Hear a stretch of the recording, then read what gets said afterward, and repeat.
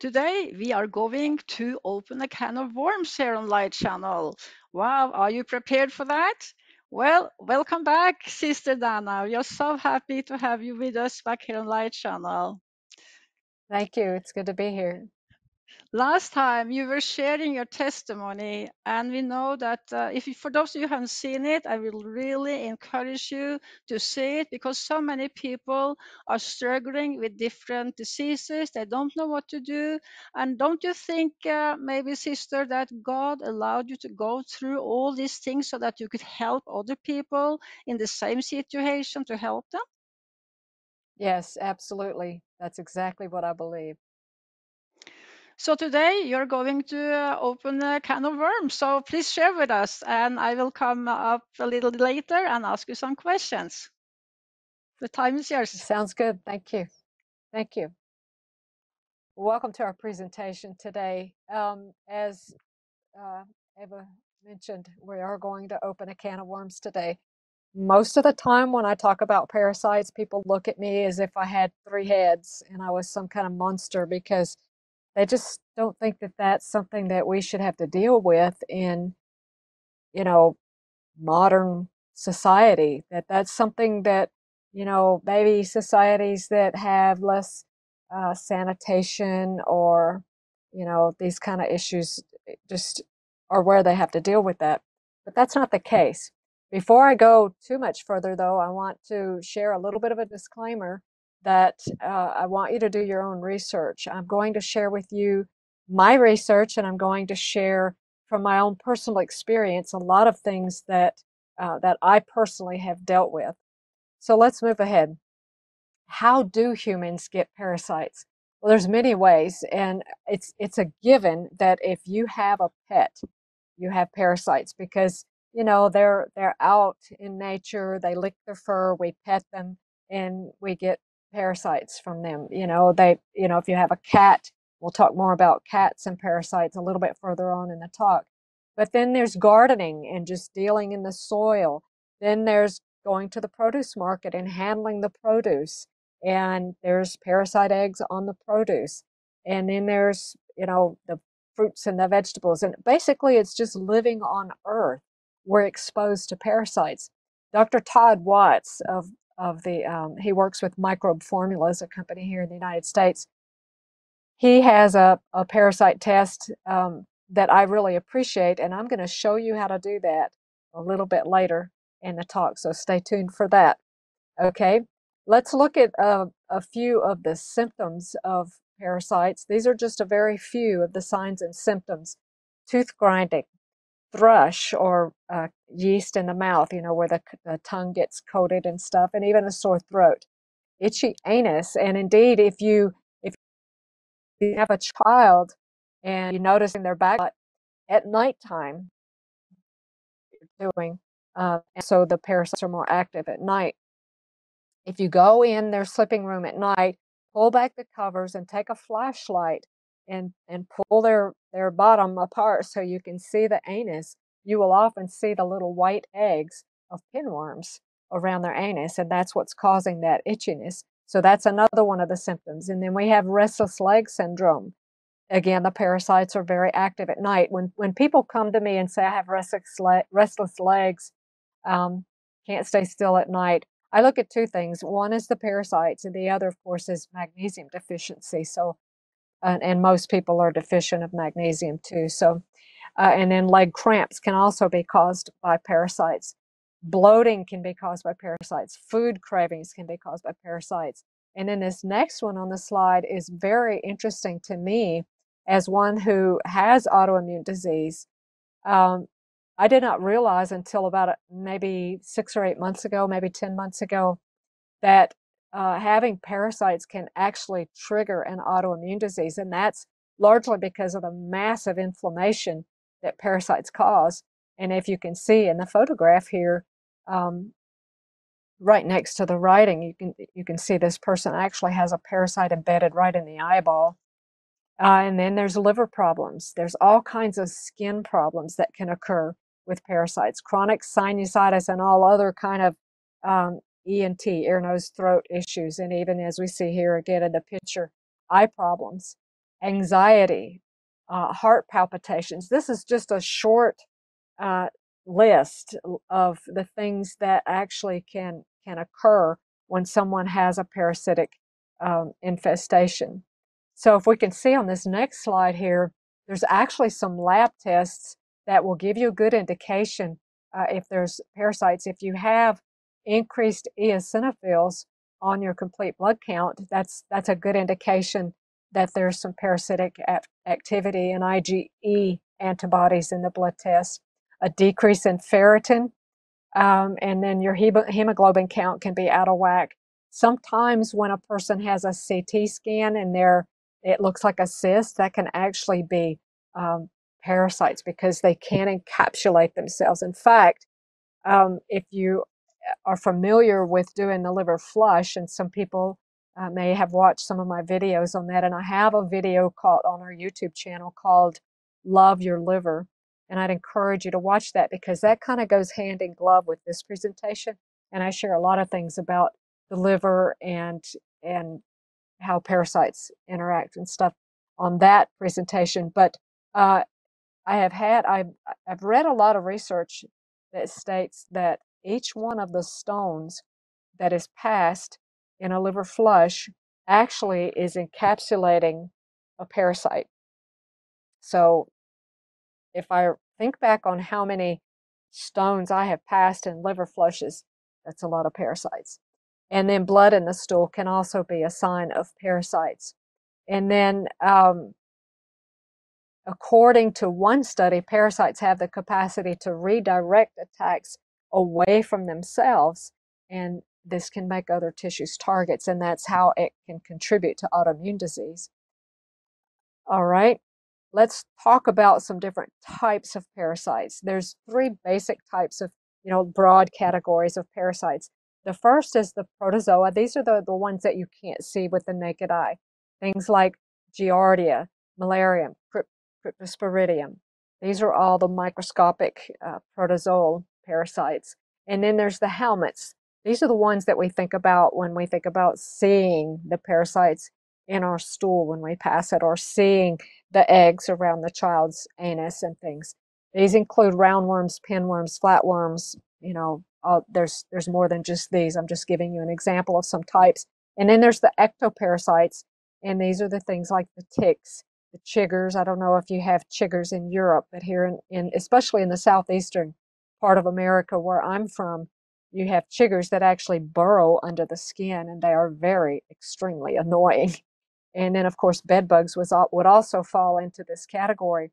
Now, on this slide, you can see that if you do a parasite detox and you're actually seeing some in your stool, actually only about 30% of those parasites are visible in the stool. So if you're seeing 30%, there's 70% that you're not seeing, because as they die, their bodies begin to deteriorate.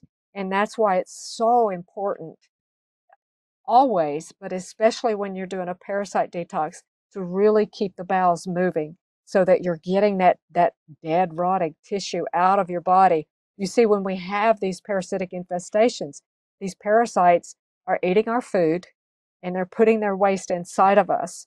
So when we have a bowel movement, how much of it, if we have a lot of parasites, how much of that stool is actually mine and how much of it belongs to the parasites? So it's really kind of disgusting when you think about it, but they're disgusting creatures. And so I'd like to show you a little bit of a video. It's just a short clip, just to give you an idea of the magnitude of parasitic infestation. Called Tinea saginata. Tineas are intestinal tapeworms that are only definitively hosted by humans. Indeed, in the present case, T. saginata are seen throughout the distal duodenum to the proximal ileum. This is a whole clue of tapeworms. The length of an adult worm is usually less than 5 meters. However, it may reach up to 25 meters, like in this case. An estimated 80 million people are colonized with beef or pork tapeworm. Humans become infected by ingesting raw or undercooked infected meat containing cysticerci. Most people colonized with adult T. saginata are asymptomatic. Those with symptoms complain of mild abdominal discomfort loss of appetite, or change in stool pattern.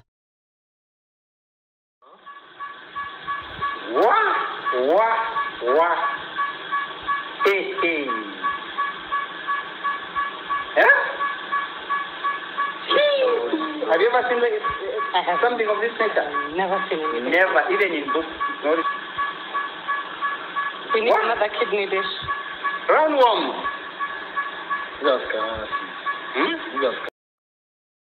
Okay, and then in this slide, I want to show you some of the things that can happen when you begin to kill the parasites. And I'll tell you what we use here in our ministry. Towards the end of the video, I'm going to talk about how I deal with a parasitic infestation. So when we start dealing with the parasites, we can have what's called die-off symptoms because, again, as I just mentioned before you watch the video there, when these parasites die and their bodies begin to disintegrate, that puts a lot of toxins, a lot more toxins than just the parasites themselves when they're living, and put into our bodies. And we can have muscle aches and pains. We can have brain fog and anxiety, food cravings, headaches, fatigue and insomnia, stomach pains, GI upset, flu-like symptoms. So if you are having these die-off symptoms, it's really good to take something like some charcoal. We'll talk about that in this next slide. As you eliminate these parasites, you want to take something to bind the toxins. So it's vital to ensure, again, that you're having at least 2 bowel movements a day so that you don't have this toxic buildup. Some people can get a little bit constipated by one of the products that we use. It's called mimosa pudica seed, and I'll introduce that more clearly later.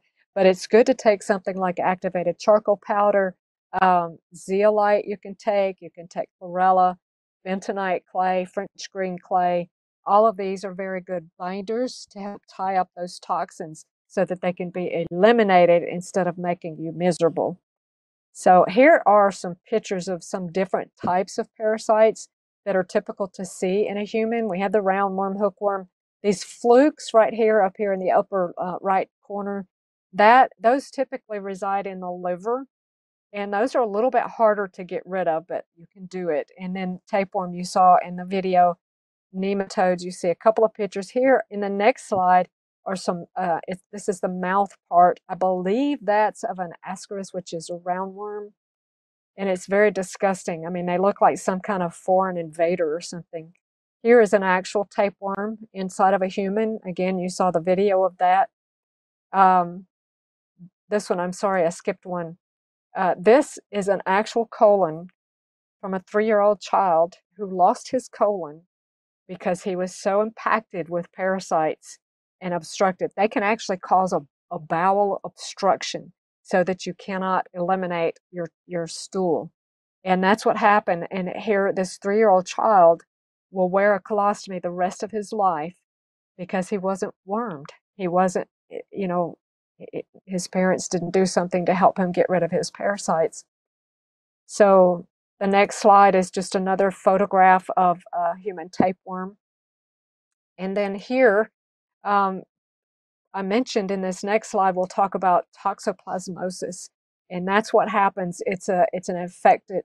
This is an actual stain of the parasitic. It's one of the protozoal things. But it actually, you can get this from eating undercooked and contaminated meat and exposure to cat feces. So if you have an indoor cat and you have the cat litter box, you really need to be careful, and especially pregnant women need to really be cautious. This next slide, is a statement that, okay, I think we're on a different slide here. That one, yes. Dr. Dan Kalish made the statement in a lecture that I was listening to one time that Giardia cysts can exist under the fingernails for 6 months alive. I don't know about you, but that creeps me out. So be very careful with your hand washing because these things are very virulent and they can live a long time outside of their native environment. Now, in the next slide, we talk about the fact that parasites can be either asymptomatic or they can be debilitating, okay? And the symptoms can be cyclical. And that's a very important point to realize because it's full moon today. And I'm right in the middle of a parasite detox. And I'm going to talk about how I do it, and you'll understand more what I'm sharing a little bit later on in this presentation. But for about 2 days, I just haven't felt well, and I couldn't figure out why. And then this morning it hit me, well, duh, you're doing a parasite detox. So I'm having some of those die-off symptoms, and I wasn't taking my charcoal and things. So I started taking charcoal. I actually drank a little bit of wormwood tea, and that helped to clear up a lot of my symptoms because that increases bile flow and helps to eliminate toxins. So drink up wormwood tea. So if we could go back to the slide, there's a couple of other things. Typically, whenever people think about testing for parasites, they think about testing with what's called an O and P. I think that says Q and P there, but it should be O and P, ovum and parasite.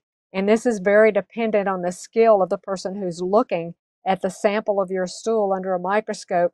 The problem with that is that the sample area that they sampled from may have nothing in it. And so they may see nothing. Those tests are notoriously inaccurate. Here is Dr. Todd Watt's parasite test, and you can all do it with me right now. You can hold up your wrist like this and take 2 fingers from the other hand and place at the base of your wrist right here. And if you feel a pulse, you have parasites and you need to do a parasite detox. So that's a pretty simple test and it's free. So the best test, if we can go back to the slide there, is what's called the GI map test.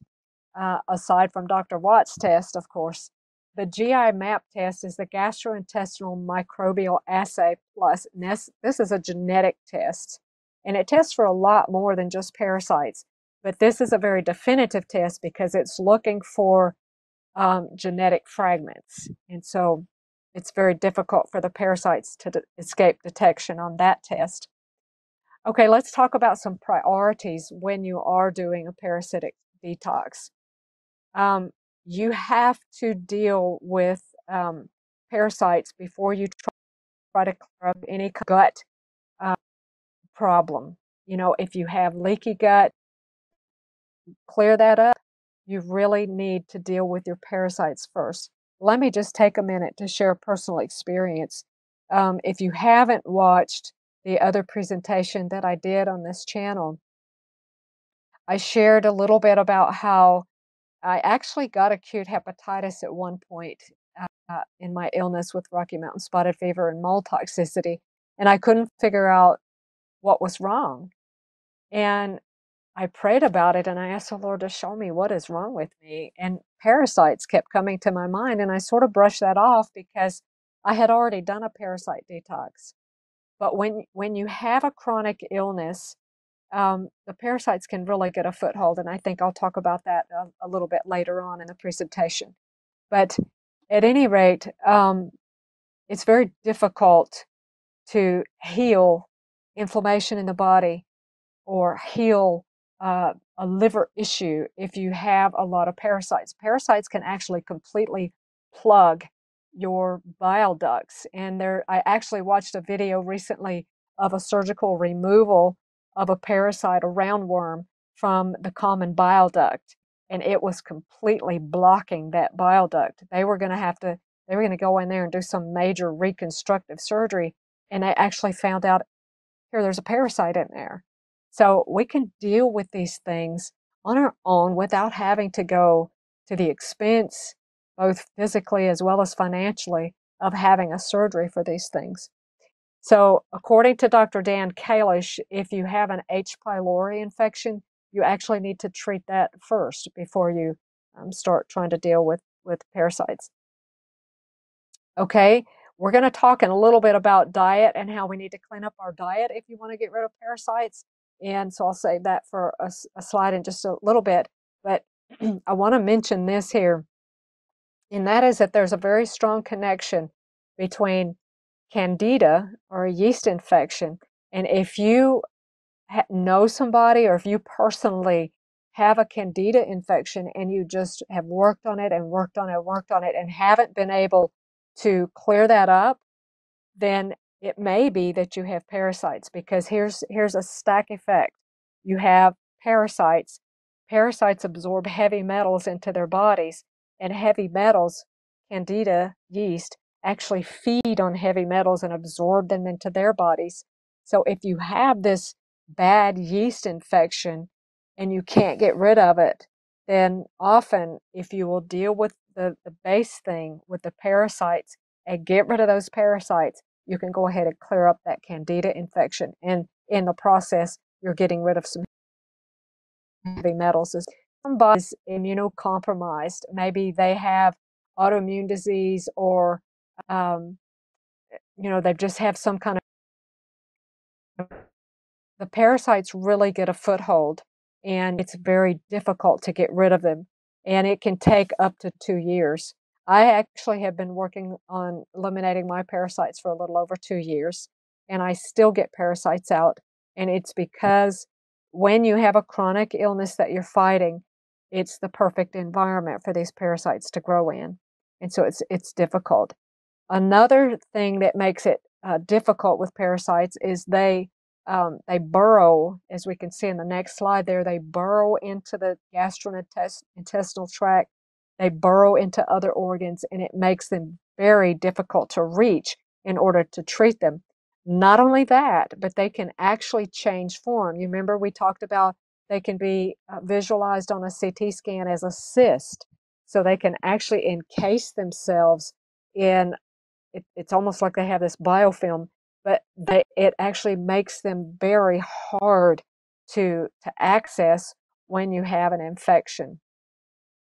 So here are a few references on this slide that I found to show that there is a very strong link between Lyme, mold spores, and viruses and parasites. Parasites actually harbor these things in their bodies.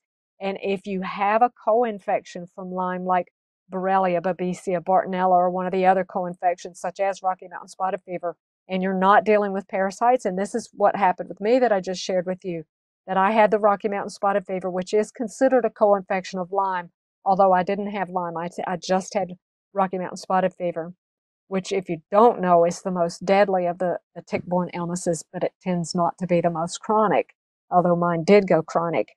There was a very strong connection between my Rocky Mountain spotted fever and a parasitic infestation, so I had to deal with that first. Okay, as we can see in this slide, parasites do weaken the immune system.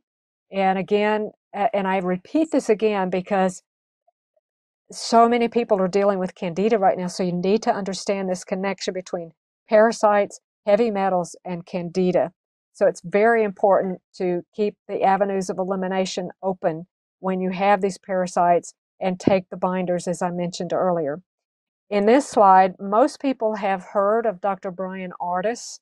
Dr. Ardis, when he was younger and his sister was very sick with lupus, he discovered that lupus is caused by a parasitic infestation of the spleen.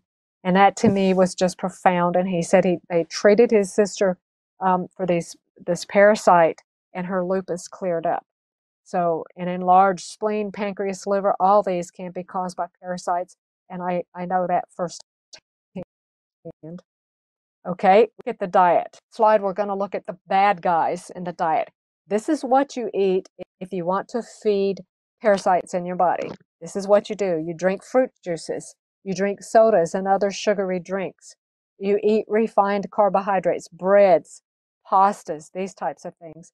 You eat lots of jam and lots of sauces and ketchup and dried fruits, granola bars and commercial cereals. You eat pork. Pork is a parasite factory. You eat raw or undercooked fish or meats. Okay, so those are the things that you can eat if you want to get and feed parasites. And here on this next slide are the good guys. These are some things that you can eat to support the body's ability to eliminate parasites. Garlic and onions. In fact, some people have actually just done garlic enemas. Some people do garlic and milk enemas, and they say that really helps to rid from parasites. Some people have just done pumpkin seeds and said that that helps to eliminate parasites. Leafy greens, all of the green leafy vegetables. Ginger and turmeric are very good. And then there's herbs such as the neem, wormwood, cloves, black walnut hull. We'll talk about all of those in just a second here. In the next slide, I'm going to show you the components of a parasite detox. If you go to our website is closureforjesus@yahoo.com. That's our email address, I'm sorry. But our webpage is closureforjesus.com. And if you go under the blog tab, and maybe I can share it with the folks here to share on the channel, but there is a parasite detox protocol. It's free. You can just go there and get that. But here are the components that I use. I use mimosa pudica seed. I use a combination either as a tincture or capsule or tea. You can even take it as a tea, but it's very bitter, of worm, walnut hull, and clove. There are other herbs that are very effective as well, but I really use three. And commercially, those three are sold as a product called Clarkia on Dr. Hulda Clark's site. Now, the first time that I used mimosa pudica seed, I just used the mimosa pudica seed. I thought, I don't need that other stuff, but I did, and let me explain why that's important. The mimosa pudica seed, basically the way that it works, the main way that it works is by its texture. It actually suffocates adult parasites, and nothing gets immune to being suffocated. We all have to breathe. It does have a mild stunning effect on the adult parasites, and then it coats them and suffocates them and kind of takes them out of the body. One of the nicknames of mimosa pudica is gut scrubber, because as it goes through the intestines, it takes off a lot of things off of the wall of the colon that have been there, some things for probably 15 or 20 years or more, that really need to be removed. But the adult parasites, they're laying eggs all their life, but those eggs don't hatch. There's a chemical signal that the adult parasites release when they're dying that causes those eggs to hatch. In addition, they pass more eggs as they're dying because, they want to live. And if you don't take something to deal with those eggs, you're going to reinfest yourself severely. And I did that. That's what happened to me. And so that's why we take the combination of wormwood, black walnut hull, and clove, because that will take care of the eggs that the parasites have passed.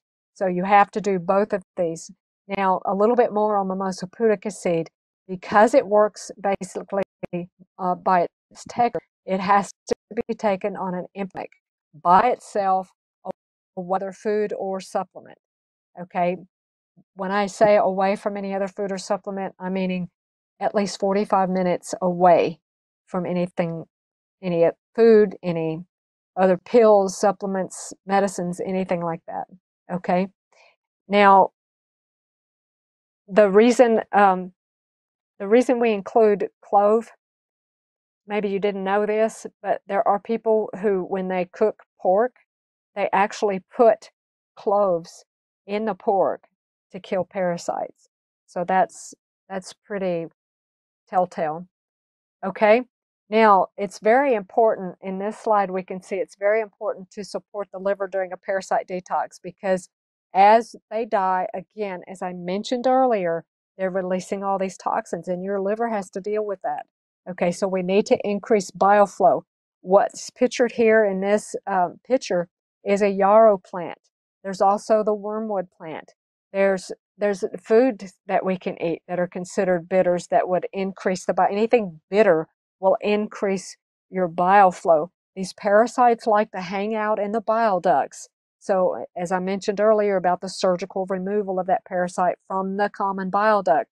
So increasing that bile flow is really going to help to get those bile ducts open and make sure that there's nothing plugging up the elimination of the toxins. So you can make a yarrow tea, you can make wormwood tea, you can make dandelion tea, you can eat all of the bitter greens radishes also are considered a bitter. Peppermint tea, all the peppermints are in the bitter group, and they can help to increase the bile flow. And then if you didn't know, many women who have estrogen dominance, that estrogen can actually plug up basically their bile ducts and cause them not to have good bile flow. So again, the bitters, wormwood, yarrow, and all of those things are very good to support the liver during the detox. Now, there's some things that we need to do before we detox, and I mentioned some of them already. And one is to make sure that you're having at least 2 bowel movements a day. The definition of constipation is less than 2 bowel movements per day. If you're not having at least 2 bowel movements a day, you're constipated. You need to do something to fix that. So you need to make sure, if you consider your body as though it were a funnel, and you think about a funnel like this, and down here is your colon, whatever's trying to drain from your body is up here in this part. And if it's plugged up down here, nothing's going to drain. It's just going to overflow, and it overflows in disease, in symptoms. And so we need to make sure that our avenues of elimination, as listed on this slide, are open. We're sweating. We eliminate toxins through our sweat. We are drinking lots of water so that in our urine we are eliminating toxins. We are exercising so that our lymph is actually flowing. And I hear a lot of people talking about dry brushing and things, but if you're constipated and you're dry brushing, where are those toxins going to go when you get them out of the lymph system? They're just going to be reabsorbed. So you have to start at the base. Make sure the bowels are open, okay? Make sure that you're getting good bile flow. You're doing things to support that bile flow. Make sure that you're breathing properly. Don't have tight bands around your waist and your chest, and that you can expand, and get those good full inspirations so that you can throw off the toxins from your lungs. Okay, I mentioned a little bit earlier that someone who is ill can take up to 2 years to eliminate their parasites. Someone who is relatively healthy can take 90 days at least to eliminate their parasites. Now, I mentioned also earlier that I was doing the full moon challenge right now. Parasites are more active during the full moon, and there's a couple reasons for that. That's when they mate, and their bodies are largely water, so they respond to the gravitational pull of the moon, and that pull is greater during full moon. So they're more available during that time. So it's very good to do a parasite detox. Now, with the full moon challenge, you're basically doing, it's kind of a pulse, instead of taking the mimosa pudica and the wormwood and all that every day over the period of a month or so, you're choosing a few days surrounding full moon, and there's either the 3, the 5, or the 7 day full moon challenge that you can do. And I think that's on this next slide right here. So if we want to switch slides, yeah, there's either the 3, the 5, or the 7 day full moon challenge. Now, it can be a little bit aggressive to do the full moon challenge because you take a lot more capsules in a short time frame. And when we say 3, 5, or 7, what we're doing is we're straddling full moon. Or if for instance, in the 3 day full moon challenge, we take mimosa pudica and the wormwood combination the day before, the day of, and the day after full moon. If you're doing it for 5 days, then you're going to do 2 days before, the day of full moon, and 2 days after. And then the 7th day, of course, you're doing 3 days on either side of full moon, including the full moon. And what we do there is for me, I take 5 capsules, morning and evening, of the mimosa pudica. And then if I use a tincture, I'll take a dropper full in the morning or with breakfast, and then a dropper full at lunch. Twice a day I'll take a dropper full. Or if I'm using capsules, I'll take 2 or 3 capsules twice a day of the wormwood combination. So that's the basic rundown of the full moon challenge, which is a lot easier to do for most people because it's it's not always easy to be dealing with doing a parasite detox. In the next slide, I think that's it, but there's a couple more things that I wanted to mention that are basically frequently asked questions. And one of them I will mention here, and that is it going to make me have to run to the toilet all the time if I take mimosa pudica seed? And the answer to that is, as a general rule, no. Everybody, I mean, there's this biochemical individuality. So your body may react a little bit differently. Mimosa pudica seed actually tends to go the other way with more people, in that it tends to constipate some people just a little bit. So you may need to take something actually to help keep your bowels open. So that concludes the things that I wanted to share. Again, our webpage is closureforjesus.com. If you go under the blog tab and scroll down just a little, there is a write-up on how to do the parasite detox.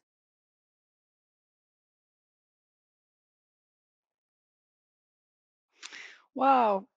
Thank you so much. That was really opening a can of worms. Yeah.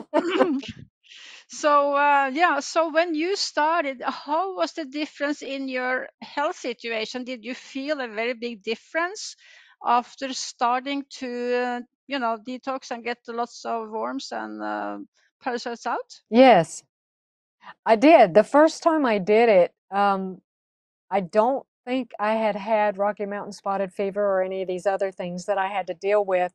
I think I was just doing a heavy metals detox at the time, and I added the parasite detox, and I was amazed because I passed several that were like really long, and a friend of mine said that was grandma and grandpa because I passed a lot of smaller ones after that, and so I had more energy.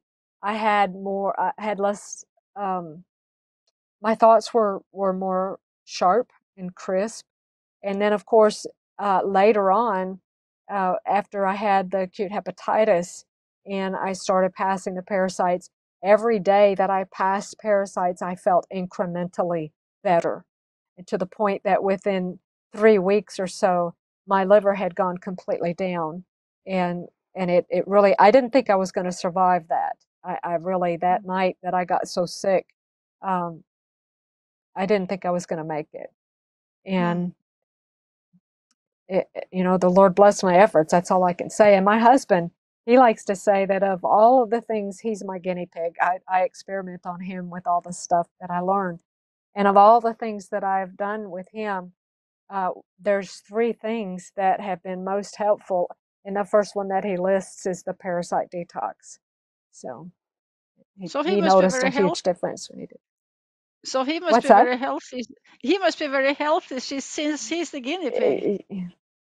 Yes, he's the guinea pig.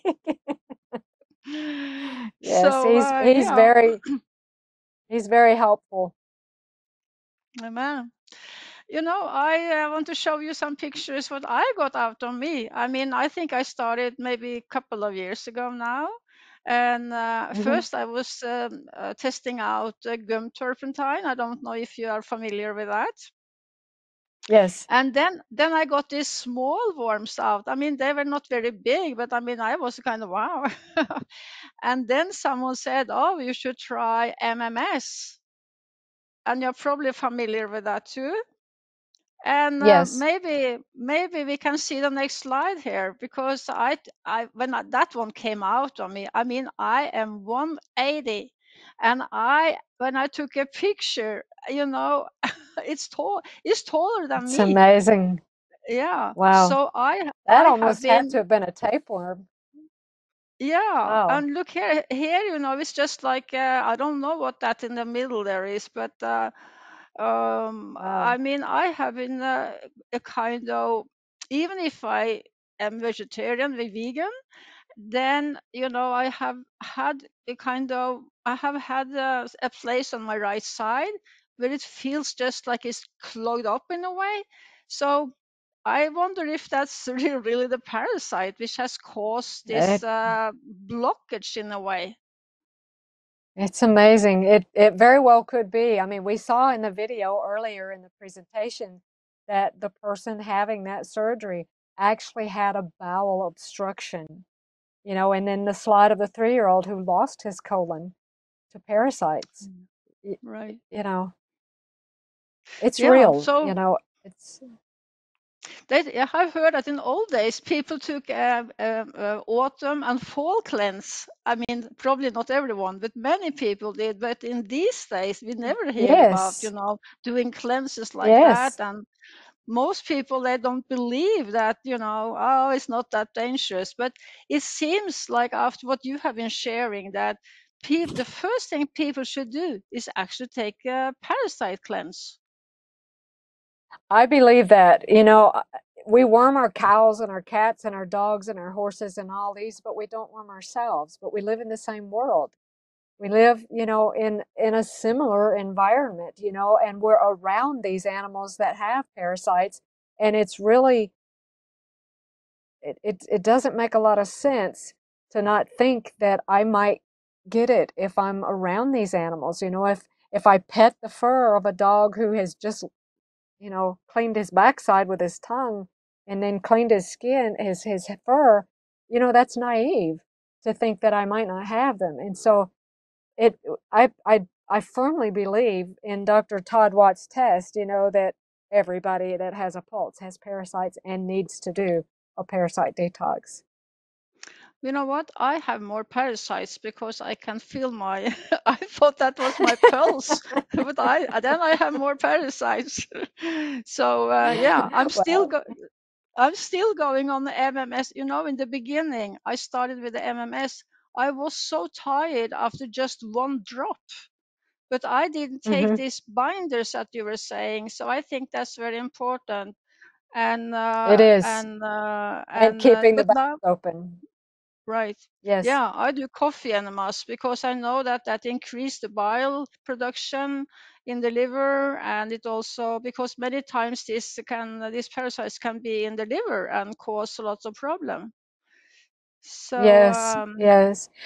The coffee enema also increases glutathione production by up to 700%. That's based on research done at the University of Minnesota, not too far from mhm. here. And so, if you don't know a lot about glutathione, that is a very important antioxidant that is actually made in the liver. And the palmitic acid in the coffee enema actually stimulates the production of glutathione, triggers that. It's kind of a long process, but that's the short of it. So it's very beneficial to the liver. Amen. And I love taking coffee enemas. But can you explain? Uh, Many people are saying, "Oh, what's the difference between drinking coffee and taking a coffee enema?" They believe drinking coffee is not good for us. So why, what's the difference? Why It, doesn't the same yeah, it thing has a happen when very you're drinking it? Well, first let me say that your body does absorb some of the caffeine, when you do a coffee enema. When you drink coffee, you get all of it. And coffee, it's a vasoconstrictor, so it's going to cause all kind of health problems. But when you use it as an enema, it has a different effect because like I mentioned a little bit earlier, the palmitic acid that is in the caffeine is what triggers the liver to produce this glutathione, which actually really pulls a lot of toxins out of the liver to be eliminated through the bile, through the colon. And then, the purpose of a coffee enema is not necessarily so you have a bowel movement, it's to clean the liver, but you get the added benefit of when you pull all these toxins out of the liver, then you're eliminating them from the colon at the same time. And I might add too that whenever I talk to people who do these enemas, I always encourage them to come back about 30 minutes after the enema and take a binder, take some charcoal, take some chlorella, take some whatever, binder you have, because it's going to help to absorb any toxins that were not eliminated. So that's a very important thing to Hmm. remember when you do a coffee enema. Well, I learned something new there. I learned many new things today. So praise, yeah, you were praise the you Lord. were talking. Yeah, man. So, Sister Danna, you were talking about not using fruit juices. I mean, so many people are making these smoothies, and so you will say that when you are doing this cleanse, you should be careful even with carrot juice, or how are you thinking about that? Well, most of the commercial fruit juices is what I'm talking about, because um, most of the commercial fruit juices are sweetened. Okay, so that's primarily what I was talking about. But yes, when you're trying to eliminate parasites and candida, if you're dealing with candida and you're doing a parasite detox because you have candida, definitely you need to not be eating those sweet fruits and stuff, because it's just going to feed that and give more of that perfect environment for the parasites to live in. So you do have to use caution with the fruits. You know, you can use like the green apple and the citrus fruits and things like that. But as far as like grapes and things like that, if you're trying to eliminate parasites and especially candida, then you would want to avoid those fruits in a smoothie or in juicing. Um, I've never personally thought that it was a problem to use carrots when you're trying to eliminate parasites. You know, candida, that may be different, but um, for parasites, I don't think that carrots would be a problem. Mm-hmm. So, yeah, so you were talking very warmly about wormwood, and you were also saying that, you could make tincture. Wouldn't that be a very easy way to get instead of drinking it? Because I mean, it tastes bitter. I mean, some people maybe like the Yes, taste a bit, but wouldn't it be I don't. easier and stronger to make a tincture? Yes, tinctures are definitely stronger. I mean, it takes a huge, enormous amount of plant material and pulls all of that into, a small amount of liquid. And so it's very much more concentrated. And also, if you make the tincture, I use a very expensive alcohol when I make my tinctures called extractahol. And